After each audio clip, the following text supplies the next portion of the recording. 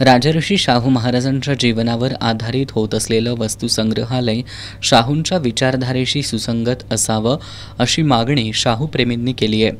पालकमंत्री हसन मुश्रीफ यांना या मागणीचं निवेदन देण्यात आलं। गेली अनेक वर्ष निधी अभावी उपेक्षित राहिलेल्या शाहू जन्मस्थळाला निधी देण्याची मागणी पालकमंत्री मुश्रीफ यांनी मान्य करीत 10 कोटी रुपयांचा निधी जिल्हा नियोजन समितीमधून देण्याचं जाहीर केलं।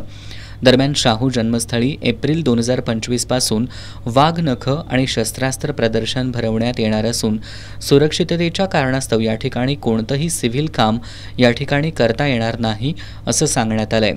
यावर शाहू प्रेमींनी जोरदार हरकत घेतली आहे।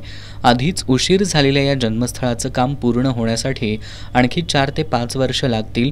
तसंच शाहू विचारधारेशी कोणतीही तडजोड करणार नाही अशी आग्रही भूमिका शाहू प्रेमींनी यापूर्वीच एका बैठकीत मांडली आहे। त्यावेळी पालकमंत्री हसन मुश्रीफ यांनी सांस्कृतिक मंत्र्यांशी संपर्क करून ठिकाण बदलण्याविषयी चर्चा करण्याचं आश्वासन दिलं होतं।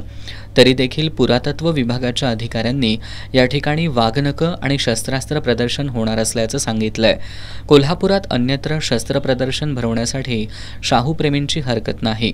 त्यामुळे शाहू प्रेमी आणि शाहू संशोधकांच्या भावना लक्षात घेता राजर्षी शाहू जन्मस्थळाचं काम शतकोत्तर सुवर्ण जयंती वर्षामध्ये पूर्ण होण्यासाठी शस्त्र प्रदर्शन कामाला ताबडतोब स्थगिती द्यावी अशी मागणी यावेळी करण्यात आली आहे। यावेळी ज्येष्ठ इतिहास संशोधक डॉक्टर जयसिंगराव पवार, इंद्रजित सावंत, अखिल भारतीय मराठा महासंघाचे राष्ट्रीय उपाध्यक्ष वसंतराव मुळीक, बबन रानगे यांच्यासह शाहू प्रेमी उपस्थित होते।